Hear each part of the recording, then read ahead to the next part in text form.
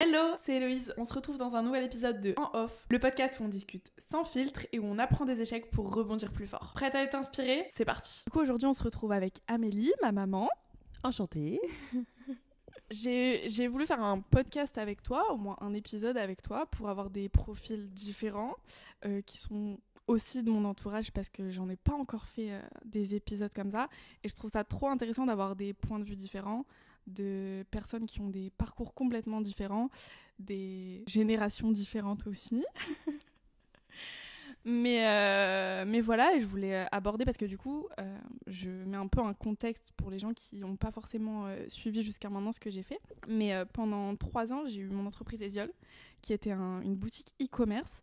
Et pendant 1 an, ma maman a travaillé avec moi, avec la team, donc avec moi et Elsa qui travaillait avec moi. Donc on était à 3. On bossait toutes les 3. Et jusqu'à maintenant, elle a toujours travaillé dans un grand groupe, dans une grande entreprise avec des très grandes équipes. Et là, on a travaillé à 3 pendant 1 an. Donc, je trouvais que c'était cool de pouvoir avoir son point de vue sur cette année-là et sur la différence entre un grand groupe et une petite structure et sur une grande équipe et une petite team de 3. Donc, on est là pour parler de ça aujourd'hui. Du coup, pour les personnes qui ne te connaissent pas, même si j'ai mis un contexte, est-ce que tu peux expliquer un petit peu ton parcours, où t'en es aujourd'hui et les différentes choses que tu as pu faire jusqu'à maintenant ? Oui, sans problème. Alors, si je retourne à l'origine, moi j'ai une formation post-bac, bac plus 5 dans une école de commerce. Et puis, je suis rentrée, après quelques petites expériences, on va dire, intérimaires, etc., sur un poste dans un grand groupe qui était à l'époque une filiale d'un opérateur de télécom. Et puis, j'ai évolué à l'intérieur de ce groupe qui a connu lui aussi de grandes évolutions. Le marché de la téléphonie et de l'Internet a fortement explosé, évolué, changé.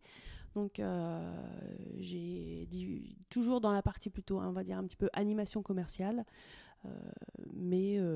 Donc aujourd'hui, je suis toujours dans ce groupe, aujourd'hui plutôt en unité de service client sur une fonction support, donc en soutien des conseillers qui peuvent te répondre au téléphone quand tu appelles ton service client, par exemple. Ok, du coup, au quotidien, ça peut être quoi les missions que tu peux être amené à faire pour que les gens puissent visualiser globalement ce que tu fais ?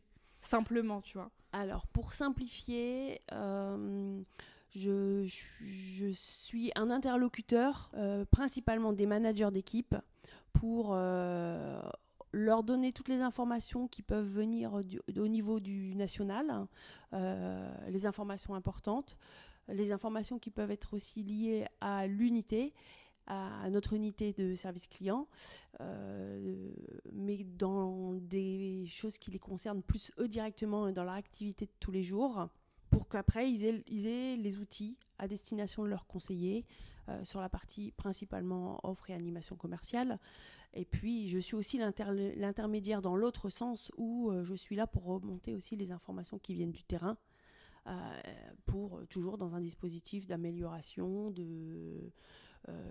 d'évolution et de remontée de ce qu'on peut rencontrer sur le terrain tous les jours et dont on n'a pas toujours connaissance quand on travaille au siège, par exemple. Ok, donc globalement tes journées, tu fais l'intermédiaire entre le terrain et le siège. Oh non, c'est le remonter vers le siège, on va dire que c'est plutôt ponctuel.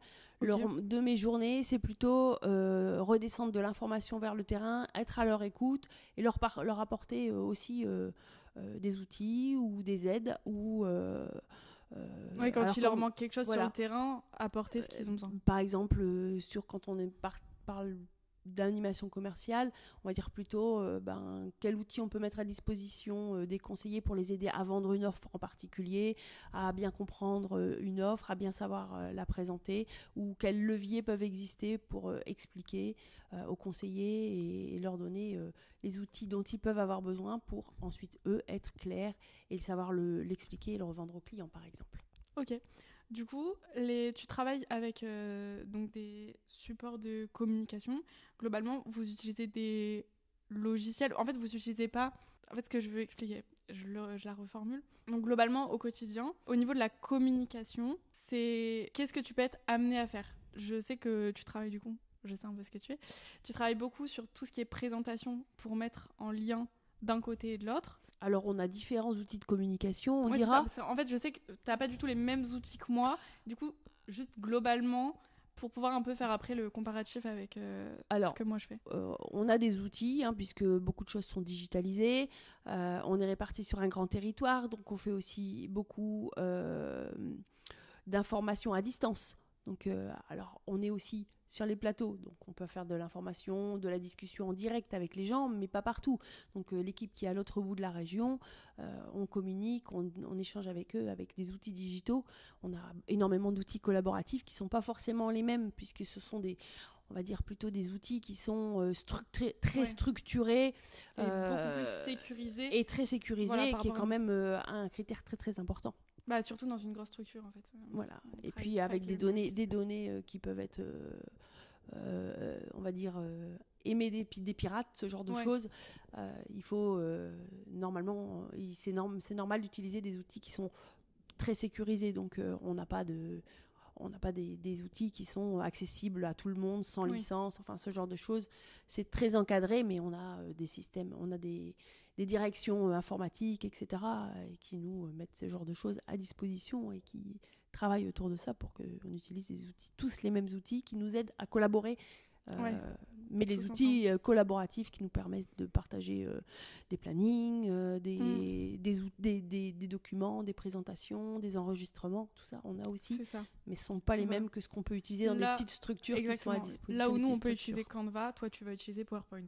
Oui, puis après, on a des histoires de chartes, des choses comme ça. Et voilà. Donc, des choses, on limite l'ouverture. Pour que voilà, Canva c'est quand même une plateforme ouverte. Ouais, c'est ça, voilà. Exactement. Et nous on a des outils qui sont nos propres outils, qui sont des outils internes. On a des outils de newsletter, ce genre de choses, mais on utilise en interne. Ok. Du coup, comme tu avais l'habitude de faire ça pendant de nombreuses années, comment tu as vécu l'expérience déjà dans un premier temps de travailler avec moi qui est ta fille, mais qui était, on va dire, au niveau hiérarchique au-dessus de toi, même si j'aime pas le terme parce que avec toutes les personnes avec qui j'ai travaillé, pour moi il n'y a pas vraiment de hiérarchie, on est une équipe tous ensemble. Mais du coup, comment tu l'as vécu de travailler avec moi? Alors même si déjà dans une grande entreprise il faut être polyvalent pour pouvoir faire beaucoup de choses, ça l'est encore plus dans une petite entreprise, surtout dans une petite structure comme ça, où il n'y a pas justement d'ordre hiérarchique. Ça n'a pas posé de problème, surtout qu'en arrivant là, moi je savais que c'était pas moi la décideuse. Donc oui, on en avait parlé avant. C'était bien ancré, je ne venais pas là pour décider, je venais pour contribuer à l'évolution, contribuer aux missions, faire des choses peut-être avec un autre angle de vue que toi, parce que en termes de différence de génération, hein, c'était aussi une expérience intergénérationnelle. Exactement. Et tu avais un recul différent aussi sur les voilà, il y a des expériences qu'on peut avoir vécues et que vous n'avez pas vécues et qui nous permettent de réfléchir ou de voir sous des angles différents et de faire confronter les deux. Ça permet justement aussi des fois d'aborder les choses sous un angle différent ou de bâtir un projet différemment. Exactement. Et c'est aussi pour ça que même moi, j'avais voulu faire l'expérience pour avoir un point de vue qui est complètement différent du mien à ce niveau-là, parce qu'on n'a pas la même expérience du tout et on n'utilise pas les mêmes outils. Et au début, quand t'es arrivé, on travaillait pas du tout de la même manière, faut le dire. Entre ton travail d'avant dans cette grande structure et ton travail quand t'es arrivé chez Esiol, c'était vraiment deux mondes. Et du coup, c'est là que j'ai dû un peu te montrer comment on travaillait et que tu t'es retrouvé du jour au lendemain avec aucun outil en commun de ce que t'avais avant. Oui, c'est ça. Mais après, on était parti d'un commun accord où on s'était mis d'accord avant que l'une avait envie de le faire, mais l'autre aussi avait envie de le faire. Donc, c'était forcément, moi, accepter des nouvelles choses, de voir des choses différemment, et toi, accepter aussi que je ne comprenne pas tout de suite ou que je n'ai pas forcément le même avis que toi ou la même façon que je n'aurais pas forcément eu la même façon de faire. Exactement. Mais c'est normal aussi parce que entre nos deux générations, forcément t'es ma mère, donc il y a une génération entre deux, les outils et la manière de travailler a complètement évolué. Même les études sont plus les mêmes, même si j'en ai pas fait jusqu'au bac, si, mais rien que ça, c'est plus du tout ce que c'était avant. Est-ce qu'il y a des moments marquants ou des leçons importantes que tu as tirées de cette expérience chez Esiol? Oui, bien sûr. Qu'est-ce que je pourrais prendre comme exemple? Des moments où parfois tu as été confronté à des difficultés où je me suis dit, mais mince, moi, si j'avais été dans la même situation, je ne sais pas si j'aurais rebondi comme ça. Je pense que c'est un des enseignements que j'ai retrouvé. Par contre, des fois, je me dis, il fonce un peu vite et je réfléchirais un peu plus. Donc voilà, parfois c'était peut-être les difficultés que je pouvais rencontrer, mais globalement, ça n'a pas été trop compliqué. Sachant en plus que ce que je viens de te dire, c'est que j'étais venue pas dans l'optique de dire ce que tu devais faire, mais bien sûr d'être une force en plus, une force supplémentaire. Voilà, on a échangé sur les sujets, on a expliqué notre point de vue et on a aussi pesé un peu le poids des opinions des uns et des autres. Oui, non mais après je sais que c'est vrai que moi je fonce vite. Après je tiens forcément ça de quelqu'un.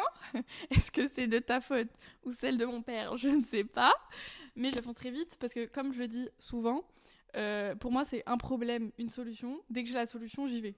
Voilà, je cherche pas midi à 14h. Oui. Mais je sais que des fois, je devrais y réfléchir un peu plus souvent. Oui, parce que la solution à laquelle tu penses n'est pas toujours la bonne ou la seule. Voilà. Oui, voilà. Je sais, et c'est aussi la leçon que j'en tire de Eziol, c'est que des fois, il faut prendre plus de recul pour y réfléchir un peu plus longtemps. Et c'est quelque chose sur lequel je travaille.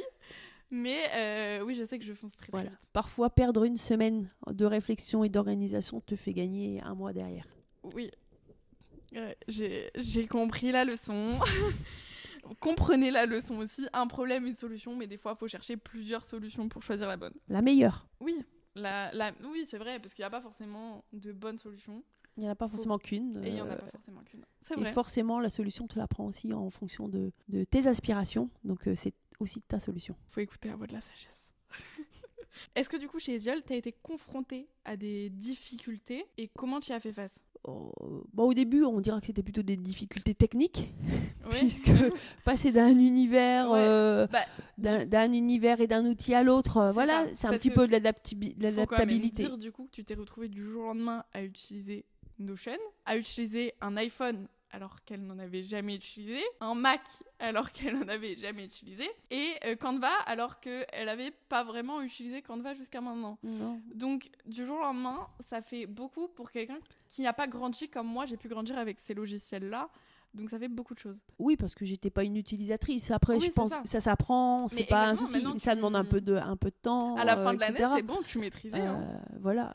Elle peut nous faire des petites présentations sur Canva et tout. Maintenant, il n'y a pas de souci. Oui, c'est après. Ouais, maintenant, c'est bon. La volonté aussi de progresser, de toujours se remettre en question, de se former, de aussi faire avec les choses de son temps, on va dire. Exactement. Mais du coup, du jour au lendemain, tu t'es retrouvée avec rien à voir avec ce que tu faisais avant. Oui, voilà, c'était un peu plus une difficulté technique. Après, les fois où les autres... Il y a eu d'autres difficultés. Il n'y a pas eu que des difficultés. C'est pas juste des difficultés. On va dire que c'est peut-être c'est de l'adaptation plus que de l'adaptation. Et après, comme je te disais, il faut être polyvalente, toucher un petit peu à tout, à des domaines qui sont peut-être plus juridiques, comptables, qui sont pas notre formation, donc sur lesquels on a besoin de trouver de l'information, de trouver de l'aide, ce genre de choses. Ou dans une grande entreprise, ce sont des fonctions qui sont assumées par des personnes dont c'est leur métier. Voilà. Ça fait partie aussi d'une des difficultés, ça fait aussi partie des sources d'enrichissement aussi. Oui, exactement, parce que du coup, pour faire un point peut-être pour que ce soit plus compréhensible, quelles ont été tes missions chez Eziol? Même si du coup, tu as un peu tout fait. mais pour qu'ils puissent visualiser, parce que dans l'autre entreprise, tu faisais principalement de l'animation commerciale et de la communication entre les équipes. Globalement, c'était ça pour résumer et simplifier. Pour résumer et simplifier. Là, c'était beaucoup plus que ça, et c'était beaucoup plus de choses différentes que ça, et des choses que tu n'avais jamais faites aussi. Oui, par exemple, travailler sur du suivi d'un logiciel de commande en ligne, ce genre de choses. Après, la logistique, tout ce qui est partie logistique. Ouais, du coup, gérer les stocks. Gestion des stocks, démarcher les CE, démarcher des créateurs. C'est vrai que tu faisais tout ça, ouais. Réfléchir à des compositions de box. Enfin voilà, c'était... Ouais. Il y avait toute une partie logistique. Il y avait une partie une partie aussi comptable. Voilà. Gestion des prix, budgétisée et tout. Ce qui est budget. Puis après, un petit peu d'administratif, on dira, sur des obligations en soutien administratif, je dirais. Donc, c'était super ça. Franchement, c'était super. Je devais pas m'en occuper pour mon plus grand plaisir. Oui, mais ce sont des choses incontournables, en Exactement. fait. Donc, non, mais il y a eu ça. Et puis après, il y a eu aussi un peu... On avait fait des événements, je crois. Donc, il y avait aussi on a créé des événements, participé à des petits salons, on s'est fait connaître... Après, à la fin, tu y allais toute seule sur les marchés et tout, faire des petites ventes de créateurs et tout. Ouais, non, en vrai, une grande polyvalence. Oui, toucher un petit peu à tout, en fait. Ouais, faire de la couture. Ouais, c'est... En vrai, on pourrait pas donner un nom au poste. Non. C'est impossible. Non, mais c'est un peu aussi, je dirais, c'est un peu l'histoire d'une petite structure où il faut savoir faire beaucoup de choses parce que tu peux pas solliciter des forces extérieures pour toutes ces petites missions. Ah bah oui. Quand dans une grande entreprise, ce sont des choses que tu sous-traites. Ouais, mais là, en étant dans plusieurs, quoi. Et puis en étant dans une petite structure, tu dois pouvoir, tu limites tes intervenants extérieurs et tes coûts extérieurs, donc tu dois apprendre à faire beaucoup de choses par toi-même. Ouais, c'est exactement ça. C'est mettre des noms sur des postes dans une petite structure, c'est très compliqué parce qu'on se retrouve tous à faire de tout. Et il faut être polyvalent, il faut pas avoir peur de faire des nouvelles choses. Mais en même temps, je trouve que c'est ça qui est challengeant. C'est que tu t'es retrouvé à faire des choses que tu n'aurais jamais fait sinon ailleurs. Ah bah voilà, et puis ça te met aussi dans des situations que tu n'aurais pas rencontrées dans d'autres situations, donc ça te pousse aussi à faire des choses qui sont pas naturelles chez toi. Ça te pousse à développer des compétences que tu n'avais pas forcément. Et puis après, c'était aussi un peu challengeant pour moi en travaillant avec deux petites jeunes, de pas être complètement out, on va dire. Ouais, bon, t'étais pas out. Bah, non, mais après... C'est bon, maintenant, c'est la reine de TikTok. Non, mais même dans sa façon de travailler, dans sa façon de penser, dans sa façon de réfléchir, autant je pouvais apporter de l'expérience, autant je pouvais aussi en retirer de l'expérience et du recul sur la vision que vous, les plus jeunes, avez peut-être, la façon de faire qui n'est pas forcément la même que une fois qu'on est dans sa deuxième partie de vie professionnelle, qu'on a des enfants, on réfléchit peut-être plus de la même façon que quand on n'a pas toutes ces contraintes avant. Exactement. Et c'est ça aussi qui était du coup intéressant pour Isiole et pour moi, d'avoir un profil différent. Et c'est aussi pour ça que je voulais le mettre en avant dans ce podcast, parce que je trouve que c'est hyper intéressant, parce que généralement, en fait, les gens de mon âge, on travaille avec des équipes de jeunes, de gens qui ont notre âge. Et ce qui fait que on a tous à peu près le même point de vue, même si on travaille différemment et qu'on ne pense pas tous la même chose. Mais on a des façons de faire, je dirais. Voilà, c'est ça, des façons de faire qui sont quand même assez ressemblantes. Et c'est là que c'est intéressant de travailler avec des gens d'autres générations, parce qu'ils ont un point de vue et une façon de faire qui est complètement différente. Donc ça permet même, finalement, à moi aussi, de me challenger un peu sur ces choses-là et sur peut-être même ma manière de manager, même si j'aime pas trop ce mot et je trouve que c'est compliqué. Mais c'est ça aussi qui est intéressant, de travailler avec tout type de profil. Et je trouve que finalement, ça peut même me permettre maintenant, si je dois travailler avec des gens qui ont ton âge ou qui sont plus de ta génération et plus trop de la mienne, de faire ça, je trouve, avec plus de facilité parce que je l'ai déjà fait. Donc je sais peut-être les difficultés auxquelles ils vont pouvoir faire face, qui sont peut-être les logiciels ou ces choses-là, et je sais peut-être mieux expliquer et mieux faire les choses maintenant. Donc je pense que c'est du gagnant-gagnant, honnêtement. Du coup, quand on regarde en arrière, est-ce que l'expérience Isiole, elle te permet de voir les choses différemment dans ton travail, mais surtout dans l'entrepreneuriat maintenant que tu as eu l'année de recul dans une start-up? Je sais pas si ça me permet de voir différemment, mais pour moi c'est une bonne expérience qui a certainement eu un impact sur moi, ma prise de recul, aussi la façon de voir les choses et de comprendre comment certaines autres personnes peuvent voir les choses. Donc je pense que ça m'a enrichi personnellement. Ouais. Prendre une certaine part de recul et je me dis que plutôt aujourd'hui, dans mon travail de tous les jours où je suis retournée dans une grande structure, ça a un petit peu peut-être changé ma personnalité et ma façon de réagir à certaines situations, je dirais. Ouais, et au niveau de l'entrepreneuriat, que tu vois ça différemment maintenant? Est-ce que tu t'es rendu compte de certaines choses en étant plus dedans? Ou c'est déjà la manière dont tu voyais les choses?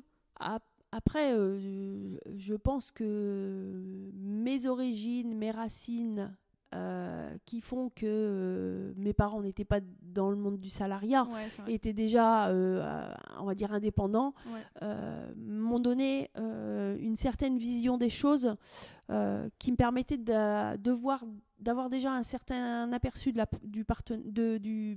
l'entrepreneuriat. Donc, c'était pas un monde complètement nouveau ou complètement inconnu. Même s'il y avait beaucoup de choses. Rien à voir et que tout a changé maintenant depuis. Oui, tout a changé. Et puis les accompagnements, les chambres de métier, ces trucs-là font comprendre que c'est vraiment un peu un monde à part. Enfin, pas un monde à part, mais une gestion différente, quelque chose comme ça. J'avais quand même connu cet angle de vision qui est autre que la grande entreprise et le salariat. Voilà. Donc tu vois les choses de la même manière.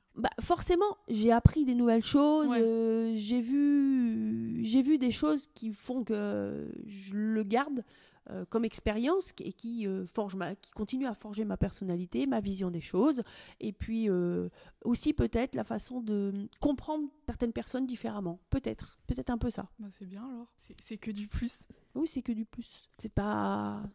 Oui, de toute façon, on le savait quand on l'a fait que ça allait être une expérience qui allait être enrichissante pour toi comme pour moi. Voilà. On le savait. Et du coup, tu as travaillé pendant des années pour un grand groupe. Tu as travaillé 1 an avec moi.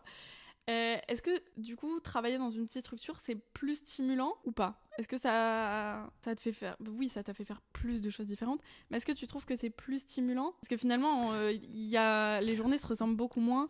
Oui, alors c'est un peu plus challengeant parce que après ça dépend peut-être aussi de la personnalité, mais on se met des objectifs, on se dit bon voilà, je peux apporter ça dans le cadre de chez Ziol, je me dis je peux peut-être profiter de mon expérience dans ce domaine-là pour essayer de proposer ça, dans ce domaine-là pour proposer ça, l'éventail des actions est peut-être plus large que dans son métier de tous les jours. Encore que, même dans une grande entreprise, on doit pouvoir être force de proposition. Peut-être que ce n'est pas étudié de la même façon ou dans la même envergure. Où t'es maintenant, tu vas pas donner une idée de TikTok, par exemple. Tu vois, là, tu pouvais nous dire... Oui. C'était pas toi qui donnais forcément les idées de TikTok, c'était plus moi qui te disais est-ce que tu peux faire ce TikTok-là avec nous? Mais l'éventail est plus large dans une petite structure où il y a déjà moins d'intervenants, moins de systèmes de validation. On est 3, donc ça va vite. Quand tu as une idée, tu le dis tout haut, tout le monde est au courant. Oui, voilà. Où le process de décision est beaucoup plus rapide et beaucoup plus simple. C'est sûr qu'en termes d'agilité, on peut pas, même si les grandes entreprises veulent être agiles et pouvoir faire fonctionner en test and learn etc., même avec toute la bonne volonté, ça ne peut pas être aussi rapide, aussi agile qu'une petite structure. C'est sûr. Est-ce que du coup, d'avoir eu cette expérience, ça change tes projets ou tes aspirations à l'heure actuelle, au niveau pro ou perso? Je pense que mes aspirations, elles restent un peu les mêmes, de pouvoir exercer quelque chose qui soit enrichissant et qui permette de progresser. C'est-à-dire de progresser, je ne veux pas dire hiérarchiquement, mais c'est de progresser intellectuellement, relationnellement, ce genre de choses, pour avoir plaisir, d'être stimulé aussi pour pouvoir continuer à être positif, force de proposition, participatif, participer à des groupes de travail, ce genre de choses. Voilà, en fait, refaire dans des grandes structures, peut-être des petits groupes qui sont peut-être un peu plus, on va dire, des petits groupes qui seraient comme une petite structure au service de la grande structure. Ouais. Est-ce que tu as un conseil que tu donnerais aux personnes qui travaillent dans un grand groupe et qui aimeraient se lancer dans l'entrepreneuriat? Alors ça, c'est une question difficile. Enfin, mais toi, à mon sens, difficile. En tant que personne, là, si tu as une copine qui travaille dans un grand groupe ou une collègue et elle veut se lancer, genre, qu'est-ce que tu lui dirais? peut-être que déjà, dans son entreprise, elle a un dispositif d'accompagnement autour de la réflexion. Il peut y avoir ça. Il peut y avoir aussi de se faire accompagner en termes de formation, parce qu'il existe le CPF, etc. Donc, tout ce qui est en formation professionnelle. Et puis, ça doit aussi être accompagné, je vais dire, pas juste professionnellement, mais aussi, il faut que son entourage personnel il soit tout à fait en accord. Sinon, je pense que ça peut pas marcher si on n'a pas le soutien de ses proches pour le faire. Il faut qu'elle ait des épaules. C'est un investissement personnel important, et si on n'est pas soutenu, je pense que c'est pas jouable. Ouais, c'est vrai. Moi, je sais que j'avais mes parents.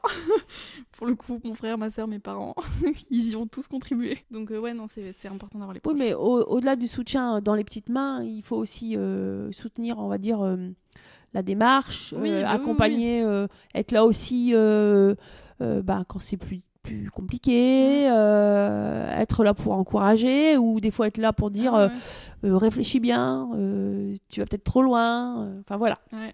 Non, je suis d'accord. Si c'était à refaire, du coup, est-ce que tu referais sans hésitation.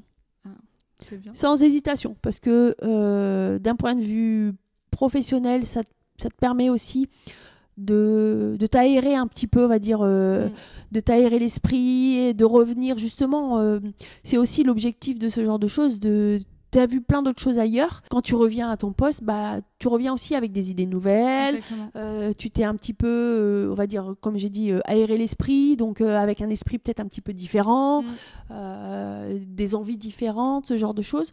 Donc oui, et puis personnellement, c'était enrichissant d'aller voir quelque chose que je ne connaissais pas, d'être sensibilisée à une cause finalement à laquelle j'adhérais. Donc ce genre de choses, ça a peut-être facilité les choses, mais ça a aussi développé mon esprit de faire attention à certaines choses que je ne faisais peut-être pas forcément avant. Et puis, même dans les échanges, en fait, le côté intergénérationnel, ça peut être très cliché, mais ce n'était pas le cas du tout. Ouais, non, franchement, je pense que c'était une expérience positive pour tout le monde. Et même moi, si c'était à refaire, je le referais. Si dans les prochaines années. Hop là. Allô. Maman, tu veux revenir? Non, mais carrément. Avant de clôturer, quel message t'aimerais transmettre aux personnes qui nous écoutent, que ce soit des jeunes, des entrepreneurs ou des moins jeunes? Est-ce qu'il y a un message que t'aimerais passer par rapport à tout ce qu'on vient de dire? Alors, je pense que pour se lancer dans l'entrepreneuriat, il faut déjà avoir la fibre. C'est pas le cas de tout le monde. Mais une expérience dans une petite entreprise, c'est pour moi une bonne étape dans sa vie professionnelle. Ouais, c'est formateur en fait. C'est toujours une expérience où tu vas en tirer quelque chose et où tu vas apprendre. Mais c'est vrai que la fibre, je pense que tout le monde l'a pas. Il y en a qui l'ont plus que d'autres. Oui, tout le monde n'est pas fait pour être entrepreneur. C'est ça. Il y a des gens qui n'ont pas du tout envie. Et puis il y a moi qui ne veux pas lâcher. Tout le monde n'est pas fait pour, tout le monde, c'est un risque et tout le monde n'a pas envie de prendre le risque, tout le monde n'est peut-être pas aussi soutenu pour le faire. Enfin, voilà, c'est vraiment c'est une démarche qui doit être à l'intérieur de soi-même, de vouloir devenir entrepreneur. C'est pas et puis c'est pas toujours tout beau tout rose, donc ça a l'air beau de l'extérieur, c'est des fois compliqué de l'intérieur, ce genre de choses. Et c'est pas donné à tout le monde, je pense, d'avoir la résilience. Cette résilience-là, on peut l'avoir dans sa vie personnelle sur certaines choses, et professionnellement, pas avoir envie d'avoir envie de ce genre de choses. Parce que c'est quand même des difficultés. Il faut savoir rebondir, prendre du recul, se dire. Là, je me suis plantée. Faut que j'accepte que je me suis plantée, mais qu'est-ce que je fais maintenant pour redresser la barre? Ouais, c'est exactement ça. Faut pas s'arrêter dès le premier obstacle, parce que sinon tu vas jamais en fait.